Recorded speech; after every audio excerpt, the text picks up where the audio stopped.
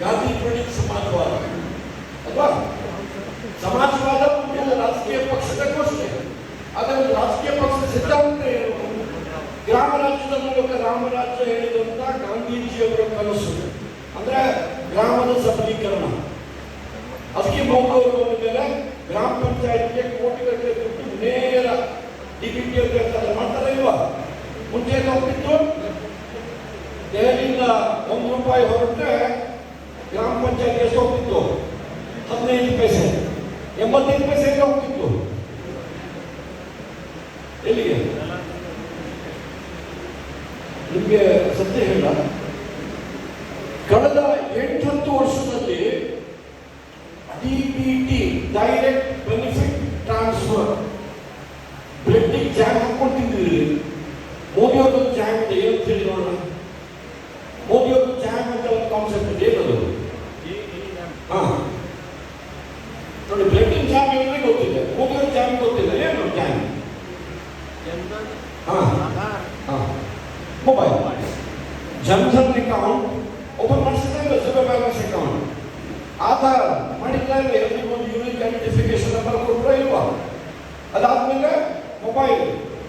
ಈ 3 ಉಪಯೋಗ ಮಾಡಿಕೊಂಡು ₹100ನಲ್ಲಿ ₹85 ಏನಾಗ್ತಿತ್ತು? ಸೋರಿಕೆ ಆಗ್ತಿತ್ತಲ್ಲ, ಅದನ್ನು ಉಳಿಸಿ ನೇರವಾಗಿ ಅಕೌಂಟ್ ಶುರು ಮಾಡಿದ್ರು, ಖಾತೆಗೆ ಶುರು ಮಾಡಿದ್ರು. 43.5 ಲಕ್ಷ ಕೋಟಿ ರೂಪಾಯಿ ಹಣ ಜನ್ಧನ್ ಅಕೌಂಟ್ ಮೂಲಕ ನೇರ ಟ್ರಾನ್ಸ್ಫರ್ ಆಗಿದೆ. ಎಷ್ಟು? 43.5 ಲಕ್ಷ ಕೋಟಿ ರೂಪಾಯಿ. ಈ ವರ್ಷ ಕರ್ನಾಟಕದ ಬಜೆಟ್ ಎಷ್ಟು ಗೊತ್ತಿಲ್ಲ. ಈ ವರ್ಷ ನಮ್ಮ ರಾಷ್ಟ್ರದ ಬಜೆಟ್ ಎಷ್ಟು? 50 ಲಕ್ಷ ಕೋಟಿ ರೂಪಾಯಿ. ಕರ್ನಾಟಕ 4.5 ಲಕ್ಷ ಕೋಟಿ ರೂಪಾಯಿ. 43.5 ಲಕ್ಷ ಕೋಟಿ ರೂಪಾಯಿ ಜನ್ಧನ್ಗೆ ಟ್ರಾನ್ಸ್ಫರ್ ಡಿಪಿಟಿಯಲ್ಲಿ 85% ಸೋರಿಕೆ ಆಗಿದ್ರೆ ಏನಾಗ್ತಿತ್ತು? ಎಷ್ಟು ದುಡ್ಡು ಹೋಗ್ತಿತ್ತು?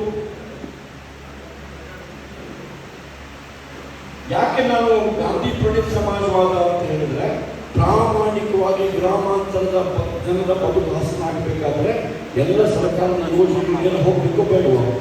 ಅದಕ್ಕಾಗಿ ಇದು 3ನೇದು. ಪಾಟೀಲ್ ನೋಡಿದ್ರೆ 4ನೇದು ಯಾವುದು ನೋಡಿಲ್ಲ? ನಮ್ಮಲ್ಲಿ ಏನಿದೆ ಈಗ? ಸರ್ವಧರ್ಮ ಸಮಭಾವ ಇದೆಯಾ? ರಾಜಕಾರಣಕ್ಕಾಗಿ ನಾವು ಅದನ್ನು ಸರ್ವಧರ್ಮ ಸಮಭಾವ ಅಂತ ಹೇಳ್ತೀವಿ.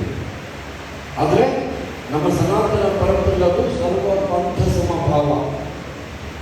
ಇಡೀ ಜಗತ್ತಿನಲ್ಲಿ ಧರ್ಮ ಅಂತ ಹೇಳೋದು ಹಿಂದೂ ಧರ್ಮ ಮಾತ್ರ, ಸನಾತನ ಧರ್ಮ ಮಾತ್ರ, ಮತ್ತೆಲ್ಲವೂ ಪಂಥಗಳು.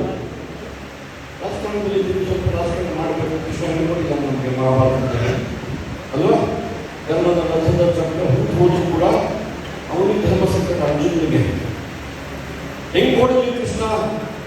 ಪಾಪ ಕರ್ಣನ ಚಕ್ರ ಹುಟ್ಟು ಹೋಗ್ಬಿಟ್ಟಿದೆ. ಅದ್ರ ಬಗ್ಗೆ ಏನಂತ ನಾನು ನಿನ್ನ ಮಗನನ್ನ ಹಿಂದುಗಡೆಯಿಂದ ಬಂದು ಸಾಯಿಸಬೇಕಾದ್ರೆ ಅವರಿಗೆ ಧರ್ಮದ ಅರಿವಿಲ್ಲ.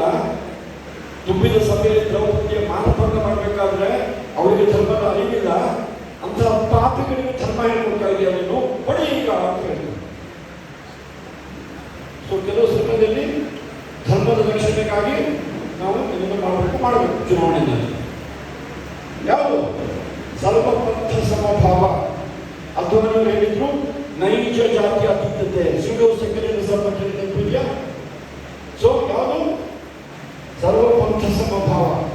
ಇನ್ನು ಕೊನೆಗೆ ಯಾವುದು? ಮೌಲ್ಯಾಧಾರಿತ ರಾಜಕಾರಣ. ಸ್ವಲ್ಪ ಜೋರಾಗಿ ಹೇಳಿ. ಮೌಲ್ಯಾಧಾರಿತ ರಾಜಕಾರಣ. ಇದು ನಮ್ಮ ಕರ್ತವ್ಯ. ಇದು ಮೌಲ್ಯಾಧಾರಿತ ರಾಜಕಾರಣ. ಇವತ್ತು ಹೇಳುವಾಗ ನಾವೇ ನಿಂತೀವಿ. ಅವರು ಬಡಿಗೆಯನ್ನು ಹೇಳಿದ್ರು, ನಾನು 2 ಬಾರಿ ಶಾಸಕ ಆಗಿದ್ದೆ. ಅಮರನಾಥ್ ಪಟ್ಟಿದ್ರೆ ಅತ್ಯಂತ ಹೆಮ್ಮೆಯಿಂದ ಧೈರ್ಯದಿಂದ ಹೇಳ್ತಾನೆ, ಒಂದೇ ಒಂದು ನಯಾ ಪೈಸೆ ವ್ಯವಹಾರ ಮಾಡಿಲ್ಲ. ನಾನು ಒಂದೇ ಒಂದು ನಯಾ ಪೈಸೆ ವ್ಯವಹಾರ ಮಾಡಿಲ್ಲ. ನಮ್ಮ ರೂಮಿಗೆ ಬಂದ ಒಬ್ಬ ಶಿಕ್ಷಕರಿಂದ ಒಂದು ಚಹಾ ಕುಡಿದಿಲ್ಲ. ನಾನೇ ಚಹಾ ಕೊಡಿಸಿದ್ದೀನಿ ನಮಗೆ. ನಾವು ನಮ್ಮ ಪಕ್ಷದ ಕಾರ್ಯಕರ್ತರಾಗಿ ಈ ಹೆಮ್ಮೆಯ ಭಾವದಿಂದ ಇಲ್ಲಿ ಸಾಧ್ಯ ಇದೆಯಾ? ಗಣೇಶ್ವಾಲೆ ಹೇಳುವಂತ ಒಂದು ಗ್ರಾಮ ಪಂಚಾಯತ್ ಕಚೇರಿಯಲ್ಲಿ ಅಧ್ಯಕ್ಷ ಆಗಿದ್ದಂಥ ಒಬ್ಬ SC ಮಹಿಳೆ ಸದನದಲ್ಲಿ ಉಲ್ಲೇಖ ಮಾಡ್ತಾರೆ ಈ ಸಂಗತಿಯನ್ನ. ಕೊಟ್ಟ ಶ್ರೀ ಪೂಜಾರಿ ಅವರು ಹೆಮ್ಮೆಯಿಂದ ಬೋರ್ಡ್ ಹಾಕಿದ್ದು ತನ್ನ ಕಚೇರಿಯ ಹೊರಗಡೆ, ಇಲ್ಲಿ ಅಂತೇಳಿ ವಿಧಾನಸೌಧದ ಮೆಟ್ಟಿಲ ಮೇಲೆ ಬೋರ್ಡ್ ಹಾಕಿದ್ದೀವಿ. ನಾವು ಏನಂತ ಹಾಕಿದ್ದೀವಿ? ಸರ್ಕಾರದ ಕೆಲಸ ದೇವರ ಕೆಲಸ. ಧೈರ್ಯ ಇದೆಯಾ ನಮ್ಮ ರಾಜಕಾರಣಿಗಳಿಗೆ ಬೋರ್ಡ್ ಹಾಕುವಂಥದ್ದು? ಈ ವಿಧಾನಸೌಧದಲ್ಲಿ ಒಂದೇ ಒಂದು ನಯ ಪೈಸೆ ಅವ್ಯವಹಾರ ಹಾಕಲಿಕ್ಕೆ ಬಿಡುವುದಿಲ್ಲ ಹೇಳುವಂತ ಧೈರ್ಯ ಇದೆ ನಮಗೆ?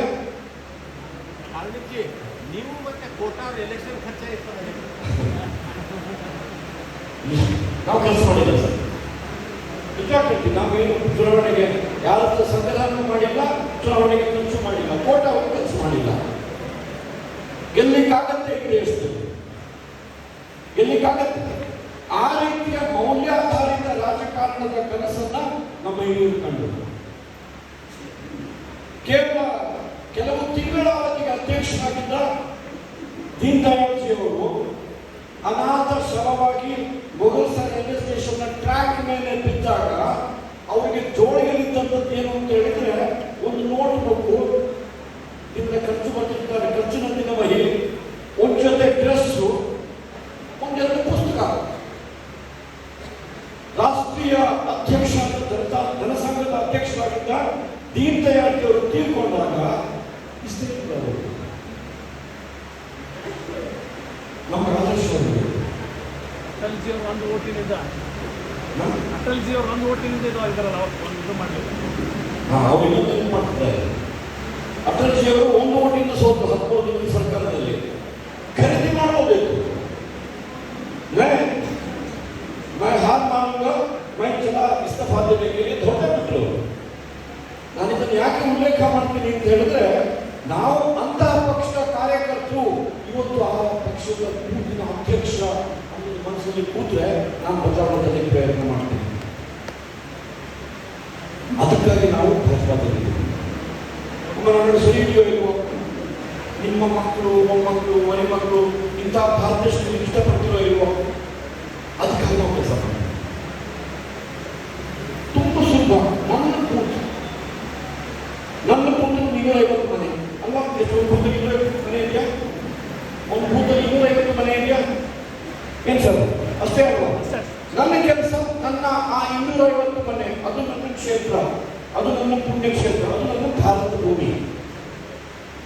ಆ 250 ಮನೆಯಲ್ಲಿ ನನ್ನ ಅವಧಿನಲ್ಲಿ ಓಟ್ ಹೆಚ್ಚು ಮಾಡುವಂಥ ಕೆಲಸವನ್ನು ಮಾಡ್ತೀನಿ. ಕೆಲವು ಬೂತ್ಗಳಿದ್ದಾವೆ, ಆ ಬೂತಲ್ಲಿ 1,100 ಓಟ್ ಇದ್ರೆ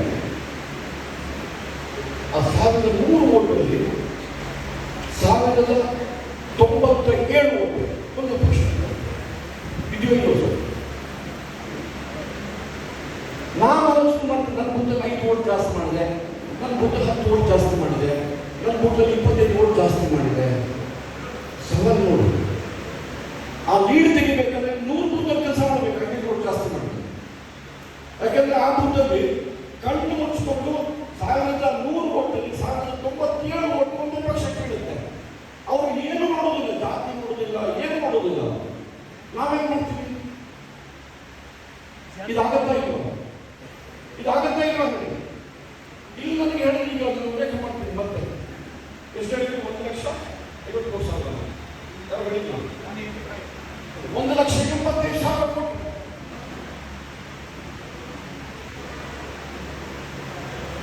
ಬಂದವರಿಗೆ ನಮ್ಮ ಕೆಲಸ ದೊಡ್ಡದಿಲ್ಲ. ಬೂತ್ ಅಧ್ಯಕ್ಷರಾಗಿ ಎಷ್ಟು ದಿನ ಆಯಿತು? ಈಗ ನೀವೆಲ್ಲ ಬೂತ್ ಅಧ್ಯಕ್ಷರು ಅಂತ ಘೋಷಣೆಗೆ ಎಷ್ಟು